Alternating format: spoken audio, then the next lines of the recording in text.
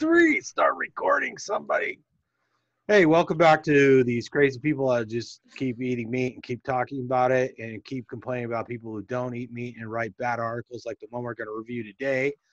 Today we're tearing into this article. It's called Farmers Can't Avoid a Fake Meat Future. It's written for New Zealand. It was written by Deborah Ashton on August 7th, 2020. We've already been through the article. We know this is just really just advertising for these fake meats. You know, a lot of people are investing in these pea protein fake meats, you know, that are out there. They're trying to make a case. They print stuff like this. It looks like a magazine article, but it's really just a freaking advertisement. Trash. And they're full, it's misleading. It's full. They're full of We're crap. trying to take an unbiased approach, Emily. Of time for your comments. You can. At the end. You when can. Unbiased. When Well, asked. We'll have the opposite views. You can be like the devil's advocate. That's fine. But I'm going to tell it like it is. It's trash. We'll do revolving devil's advocate. So if you've got an opposing sort of view you want to throw in there for people to talk about, feel free. Everybody can play Satan at one time or another. So anyways, I will share the title screen, and then maybe Justin will start reading it for us, because Justin has got the voice of anime cartoon character that's been dubbed first in Spanish, then in English, and then back to Japanese. So he has the best radio voice ever. All right. So can everybody see the article? Yes. Yes. All right. So here's the article. And Justin, why don't you start taking us through it? Scroll down. There you go. There is massive upheaval coming to the world of food production and how we treat animals. Farmers and politicians can see it coming, but while their heads might not be in the sand, their feet are stuck in the mud. This election, we need real leadership from political parties that embraces the future of alternative proteins rather than seeing it as a coming crisis. Okay, I want to ask about this. A coming crisis. What coming crisis? Yeah. Running out That's of food? ridiculous. That's ridiculous. I mean, right. It's like they're creating a crisis. Right. It's like they're creating a crisis. Exactly. Let's start there. Right. Now, this is New Zealand, right? Yeah, this article is written for New Zealand. This is about, meat production in New Zealand. And of course, we actually do import things like beef, as we all know, lamb from New Zealand to the United States. It's not a lot, but it's probably, somewhat important to their economy. So it's going to shape the thinking of people in New Zealand, both the producers, the investors, the exporters, all that stuff, right? Now, New Zealand is actually a great place to raise beef because it's a certain temperature all year round. Isn't that right?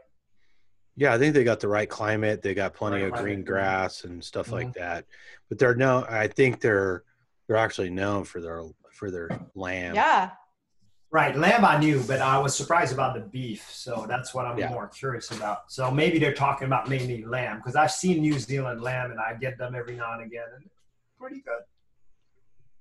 I looked up the beef production and how much was imported into the United States, and I will get that number. It's on the screen in front of me somewhere. But let's just start with the whole idea of there being a crisis. This is one of those things where they make it sound like there is a crisis when there's actually no crisis.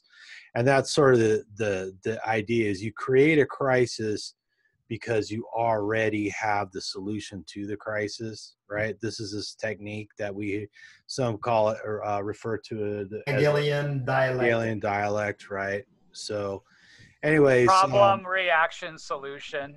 There you go. Problem, reaction, solution. So, first of all, there is no crisis. Beef production worldwide is getting more efficient. We actually have less cattle in the United States than we used to. We could easily have more. I mean, we used to have millions and millions of wild bison running around until they just decided to exterminate them for no good reason. So and prior to that, we had mammoths and stuff running around. Well, there were good reasons. That was to take away the food for the Native Americans. That was a good reason. Yeah. That was the reason. That was their good reason. That was their good reason. Fair enough. They were trying to weaken the First Nation peoples. That's right. Right. Sure. That's right. But I mean, it was a bad idea. But it's a good example to say that we all know, we've all seen photographs of those millions and millions of bison skulls just piled up, you know, and they turn their bones into fertilizer or whatever. And that takes us to the point. Everything that they're going to replace meat with requires fertilizer.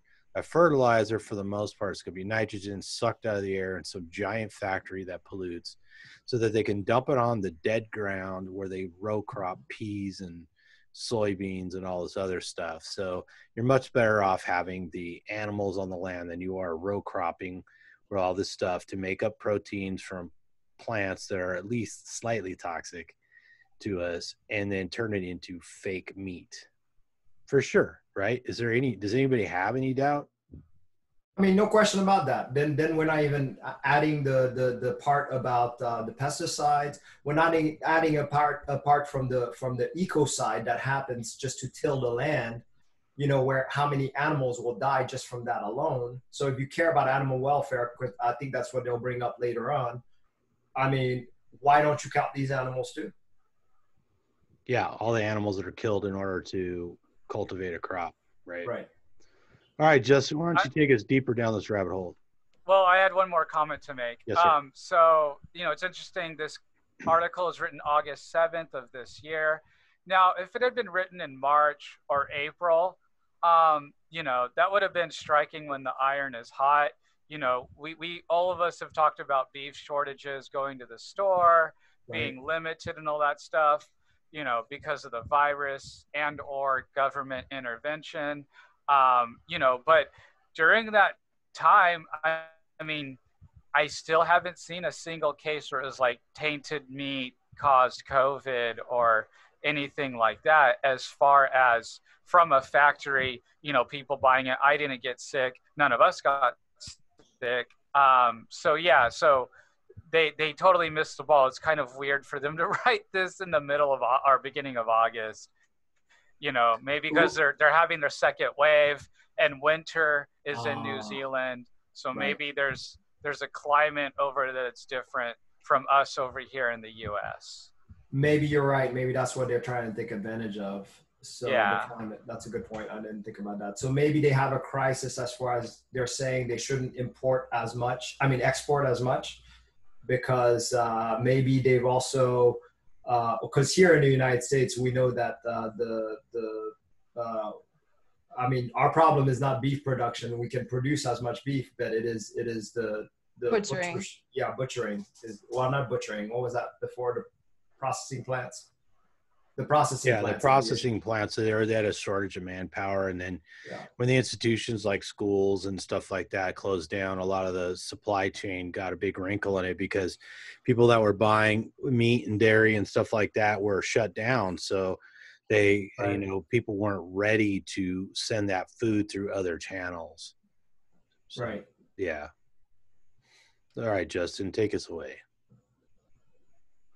Around the world, technological breakthroughs and increasing consumer concern about the environmental impact and ethics of meat production are seeing an explosion in demand for alternative meat and other plant-based substitutes for animal-sourced protein.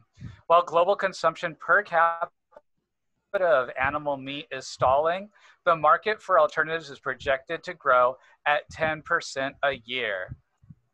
Okay. Hardly sounds like an explosion. 10% a year. Right.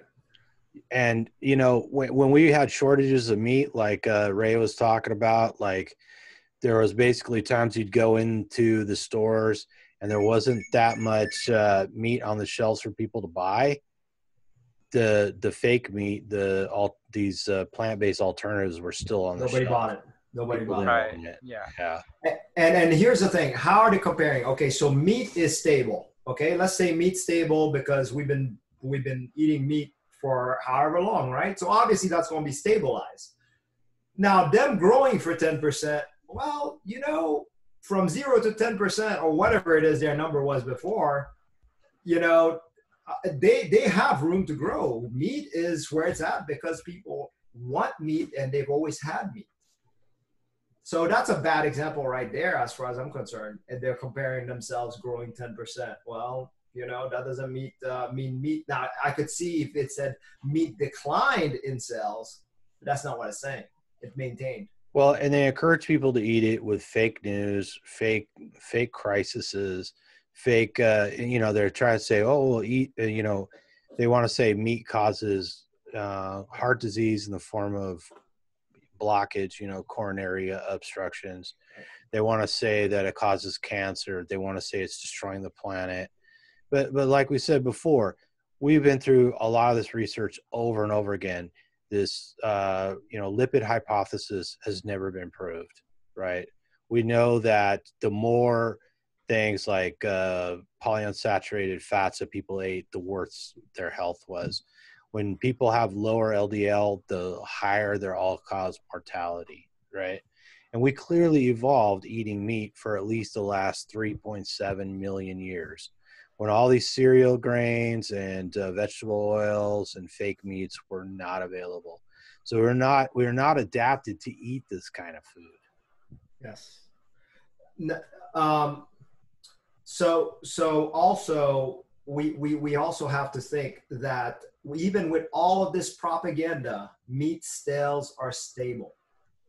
That should tell you something. You know, obviously, even with all of this, the higher production of this fake plant food, people are still not going to that. Because meat sales are stable, because we have this biological need for meat. I know I can't live without it. May I interject? At current standing, per pound, fake meat, plant-based meat is still more expensive than, you know, regular meat. Yeah. So, I mean, if given, I mean, I don't know. I mean, you know, will people, the big test would be, will people be willing to spend more on meat? Because it is going to happen. The plant-based meat will eventually become cheaper than, maybe, you know, standard meat. You know, at least for a minute, there'll be a period there. So, you know, then we would have real data. You know, people vote with their dollars and people vote with their feet, you know. Yeah, and let's just say there's no scientific evidence that people are going to be any healthier eating fake meat. So do what Emily wants you to do and vote with your feet. There you go. Yeah. All right. No, say no to Soylent Greens. Hey, we'd probably be better off if Soylent Green was made out of people. I know, right? We probably would be better off if that's the case. Yeah. All right, continue on, Mr. Announcer.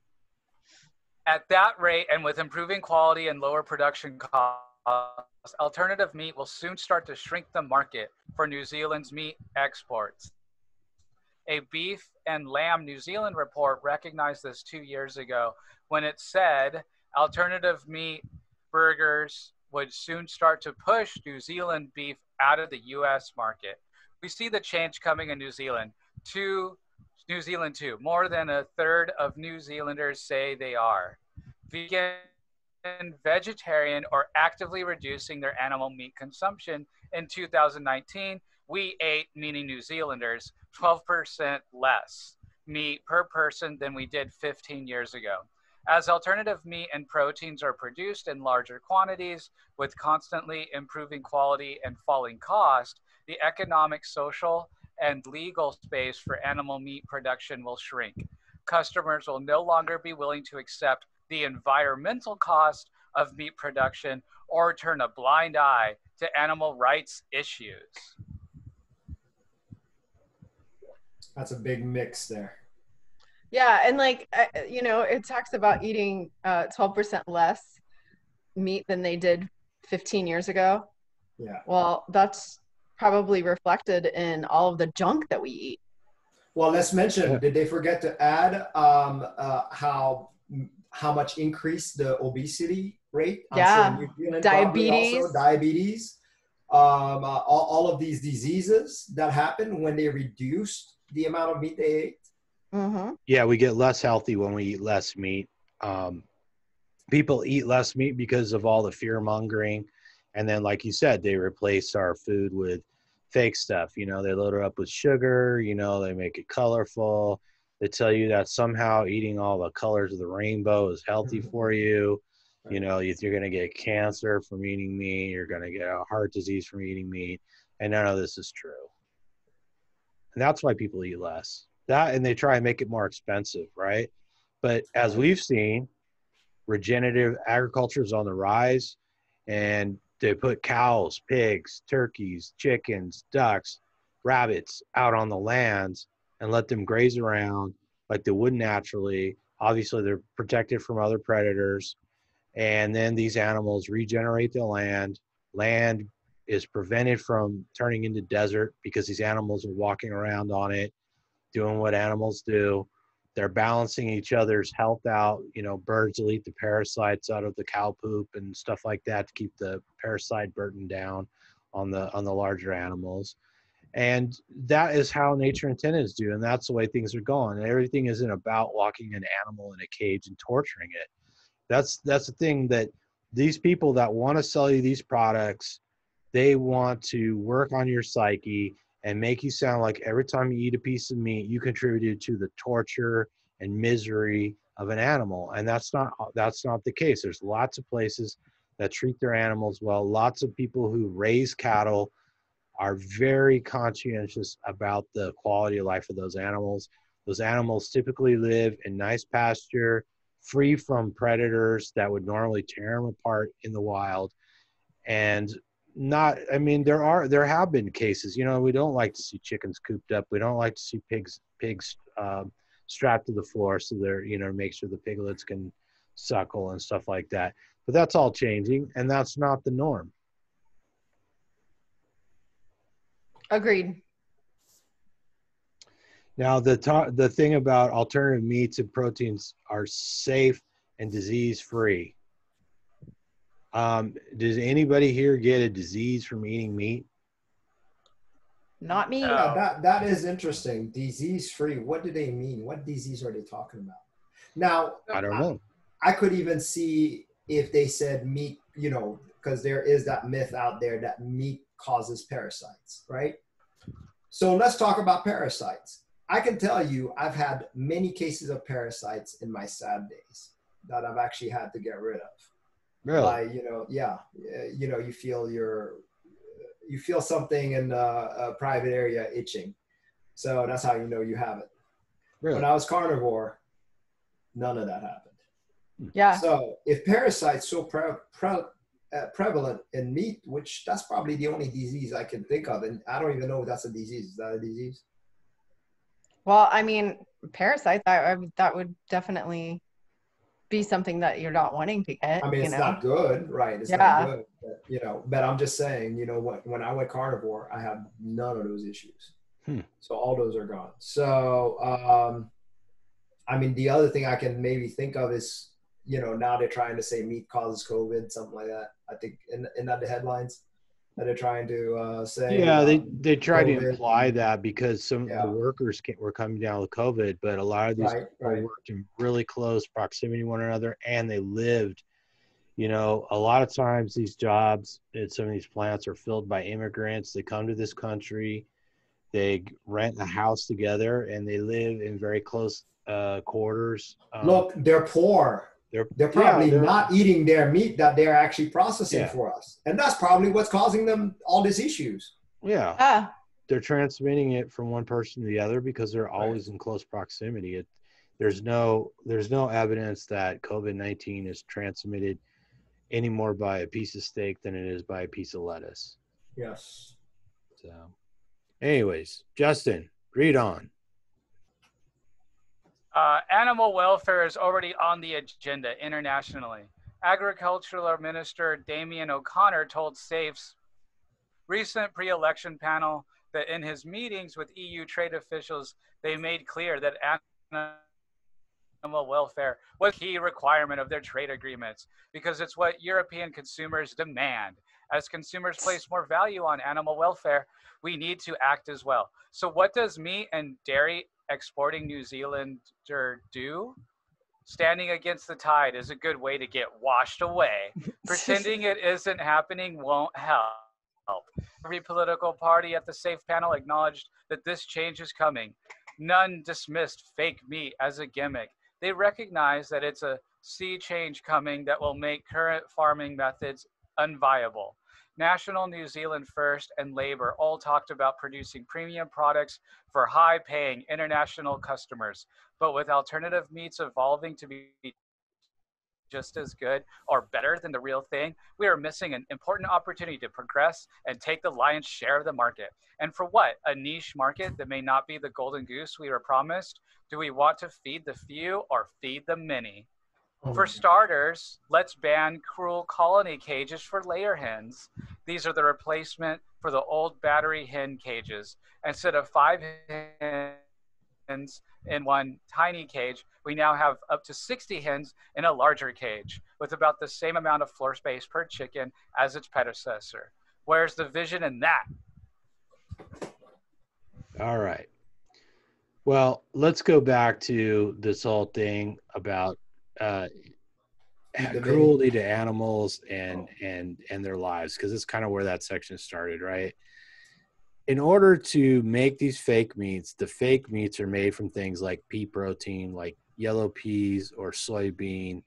In order to plant those fields, you have to kill all the animals that live in that pasture or forest or whatever before you can plant the crops. And then you have to keep killing all the animals that show up to eat them.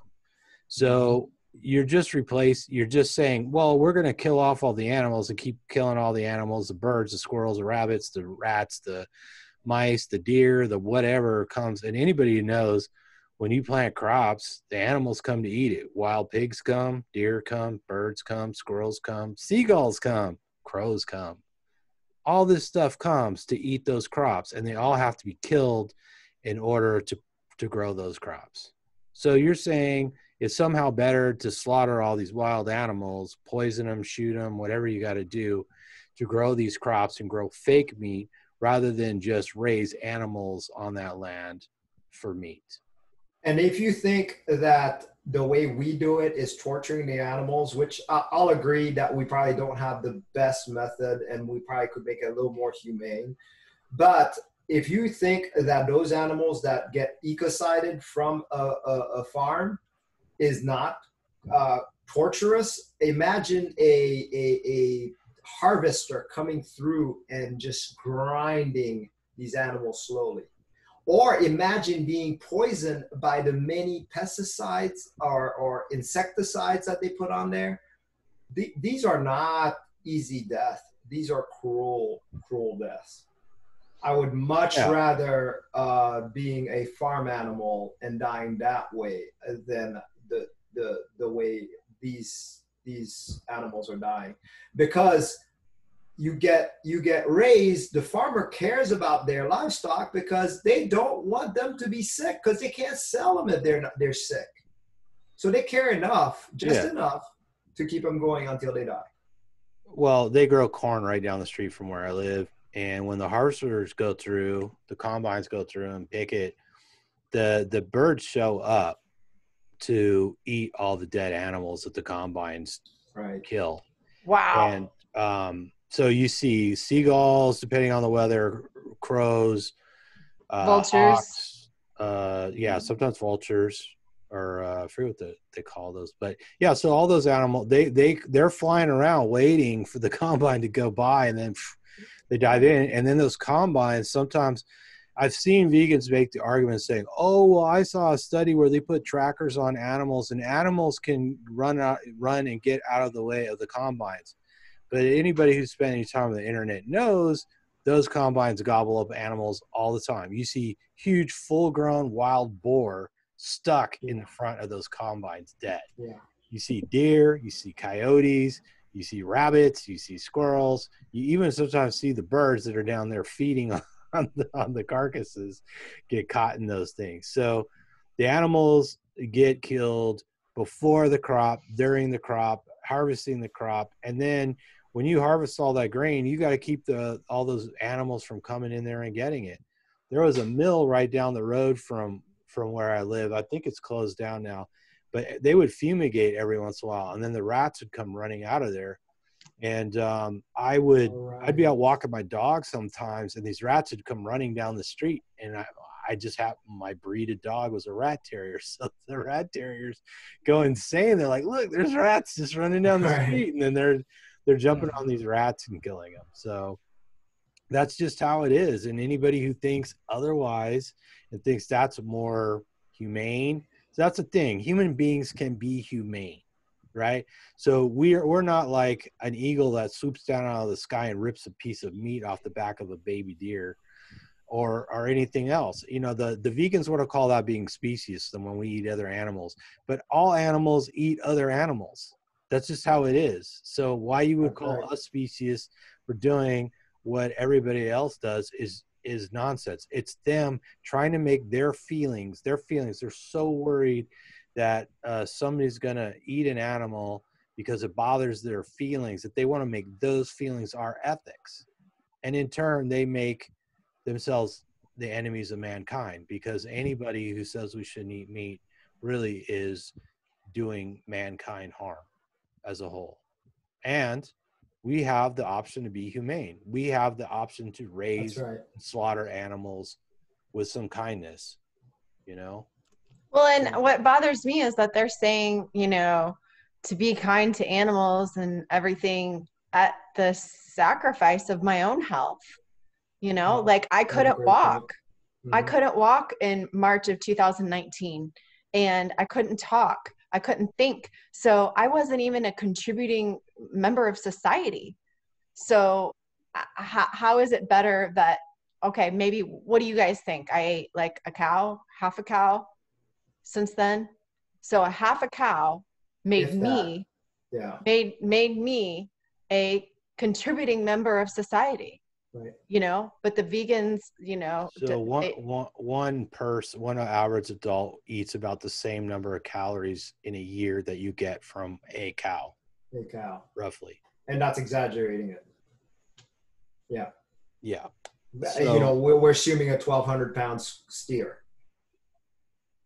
So they would rather me sit there and be on disability and, you know, just basically milk off the government. But you wouldn't be hurting any animals. Yeah.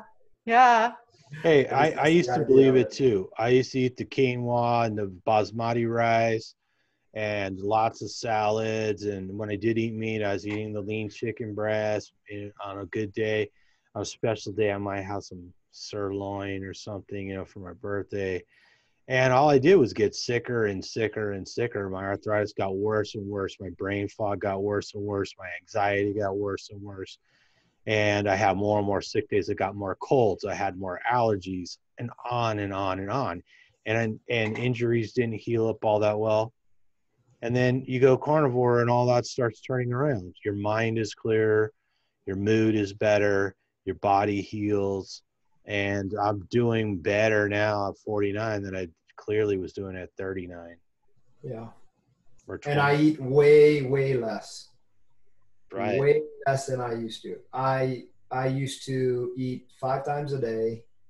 And there's no way I can think to myself that I didn't kill a bunch of animals eating that way. Yes, I was on an omnivorous diet, but as you heard with Tom, talking about how bad the ecocide is and how much it's killing. So I had a lot of death on my plate. Now, I would say maybe 1 or 2 cows, maybe, I don't know, 5, we'll say 10 chickens, you know, a couple of porks. That's the death on my hands. Yeah, that's the death on my hands. Some fish, probably 10 fishes, you know, different types. You know, just 2 porky pigs. Yeah, 2 porky pigs. I literally can name. I mean, you know, I have probably, you know, just like I named it. I mean, probably under 50 deaths, I would say, easily, on my name. And I'm good with that. Well, and if you even it out, I mean, you're not going to eat the Per whole year. cow and the whole pig Yeah. yourself. So Yeah. somebody else is eating part of that. So it comes down to like 1 or 2 animals per person per year. Right, right. Yeah. Per year. And that's the important part. Per year. That's pretty efficient. And I that's think just so. that's just how it's been since the beginning of time. That's right. That's right. So I don't know if we need to murder this article anymore. You want to read a little more, Justin, or if you had enough? Up Yeah. to you guys. We can finish it out. That's yeah. Okay. We need to part to the ludicrous side of it. It's a crazy article. Yeah. Mhm. Okay. The future is coming, and it can be a bright one for New Zealand farming, where we produce high quality, environmentally sustainable products that consumers want without inflicting pain and cruelty on animals. This election, let's see leadership from political parties to help us get there. Did I just skip like an entire part? I Yeah. apologize. Yeah. Okay. From the top, and we need to look further ahead. We need to look beyond ways we can keep on producing meat and protein from animals and find ways New Zealand can be part of the alternative meat revolution. We have fantastic farmland and some of the world's best food scientists. Let's have a government-led strategy to invest in creating the intellectual property, the new technologies, and the production facilities to eventually feed the world on carbon neutral, animal free alternative protein. As demand for animal meat wanes, it will be the ability to produce the crops used as feedstock for alternative protein that will keep farmers in business and rural communities thriving. Wow. So, So, as we've what- seen, go ahead. One scary thing to me that pops out, which if you have spent any time in conspiracy circles or any of that crowd, the ownership of food. So, I mean, they're talking about patenting the food just the way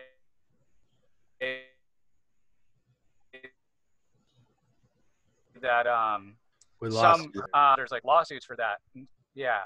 And so it's like that's really scary that it's like that's control over the food supply in a way that's, I mean, completely like super and level of psychotic and evil, I think. Mm-hmm. Absolutely. And that's scary, you know?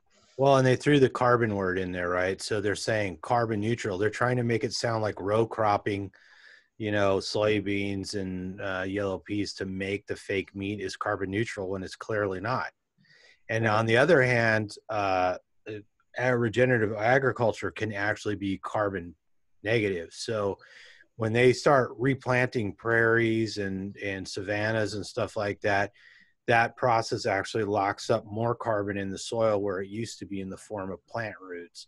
And these are the plants that the cows eat, the sheep eat, the goat eat, all that stuff, deer and all the other herbivores eat, along with the omnivores like the pigs and the bears and all that stuff. And that is our food source. That was our original food source. That's what's natural. That's what we should eat, and that's what the planet wants, if you want to call it that. That's how you put things in balance. That's how you maintain the environment. That's how you perfect the ecosystem, is you put it back the way that nature evolved it to be.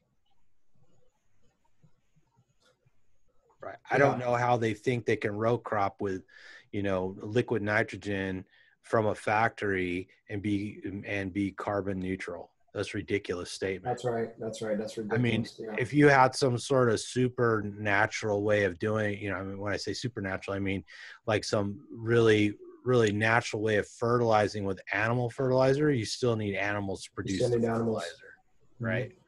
But they're talking about using nitrogen pulled out of the air in a giant factory. I'll take a picture of it. You'll see these tanks sitting on the crop sometimes. It looks like a propane tank kind of on a trailer, and it has liquid nitrogen in it, which is super cold. And they trickle it out into the water supply, and you can see all the hoses and everything are frozen because it's so cold. But all that was done by sucking nitrogen out of the air, compressing it, putting it in a tank, and distributing it.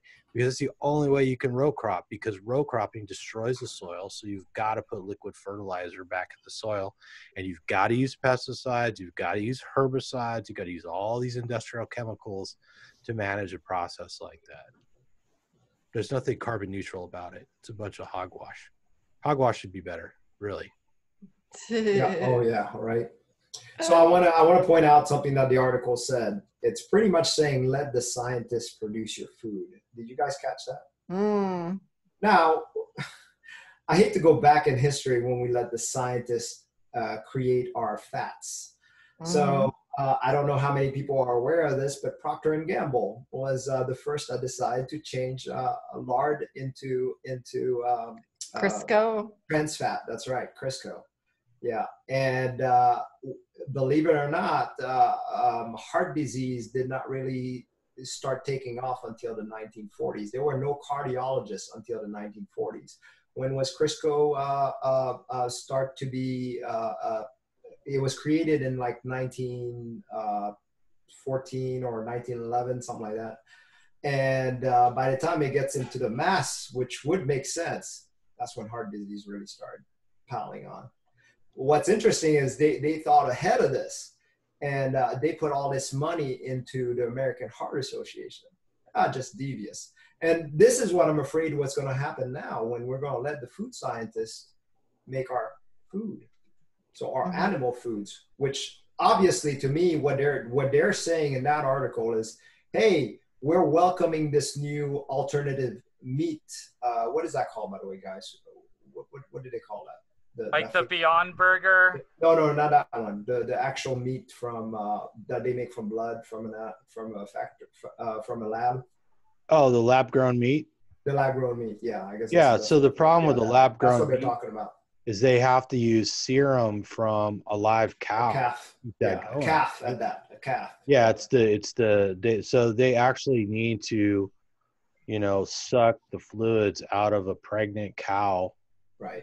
In order to keep that going. And then they essentially grow the meat in vats, or what they call them. I've heard they call them, they're basically big tanks where this bacteria is processing. It's disgusting. Yeah. You still need a source of protein to feed that stuff so they can convert it into a meat-like substance. And the amount of antibiotics they have to use for this because of the bacteria growing, like what Tom said. I mean, it's just disgusting. It's a horror thing. And you mentioned Crisco. So by like 2015, the FDA set its goal on getting trans fats out of our food by 2018. It's already 2020. No, it's 20. Yeah. Yeah, because they know that it's dangerous. It causes disease. And like you said, this was it originally started as a lubricant. Crisco stands for crystallized cottonseed oil. Cottonseed is a waste product because when you grow cotton, you have all this extra seed left over. So they started learning to hydrogenate vegetable oils in Germany. Some guy invented this process, and he was selling. Wait, real quick. This is an important part. They used to have to actually pay to get rid of the cotton seeds, because it was actually toxic, so you couldn't dump it in the rivers. Wow. So they could not get rid of it that way. So what's best to do is sell it, make a profit out of it. Right. Now we're going to start having actual cotton in our food soon. They approved this new kind of cotton to be part of our food. And now, crazy. So all that happened, and now we have to get rid of it because, let's see, as according to this New York Times article, the agency announces its plans to act in 2013 and has since addressed more than 6,000 public comments.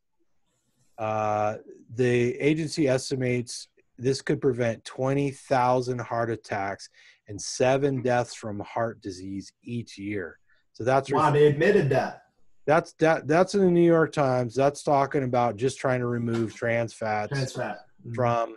So I'll link this and the other article in the show notes for people who want to read it. Yeah, I think a lot of people don't realize things like Crisco or trans fats are being removed from our food supply because they know they're dangerous. They're worse than eating animal fats, for sure. And did you hear the link of heart disease? That's the key. It causes heart disease. And they know this. They know this. Right. Animal fat does not cause heart disease. Right. So anyways, that's what the article looks like. It'll be linked in the show notes. Cool. So anything else you guys want to do? Can you guys see Justin? He seemed to have disappeared. Well, maybe he lost internet. Yeah, he was locking up a little bit. And Joe couldn't be here. Joe had to work today, so he couldn't be here to record with us. But hopefully we'll talk to Joe later on. So anyways, I appreciate you guys being here to tear apart that article. I appreciate everybody out there who's watching. I hope this helps people understand why eating meat might actually be really good for you, might help you turn around some of your health issues. Maybe you're just eating the wrong diet, and maybe finding a better diet is going to vastly improve your quality of life. So that's why we're here. We all want to shout it from the rooftops and let people know that a lot of the information we grew up with, a lot of the information we see parroted on TV and newspaper articles and magazines and stuff like that is just flat out wrong. A lot of it's just paid advertising. You know, people want to sell you fake meat and fake this and fake that. And in reality, we evolved to eat animals. Or it's just political. Like they were talking about an election. They were talking about the elections in that New Zealand article. Yeah. So there you go. Anyway. Meat. Yeah. So I hope everybody out there eats some meat, feels better. And whatever you do, don't fall down the carb hole. Hey, subscribe to the channel. Subscribe, like, leave your comment. Hit the bell.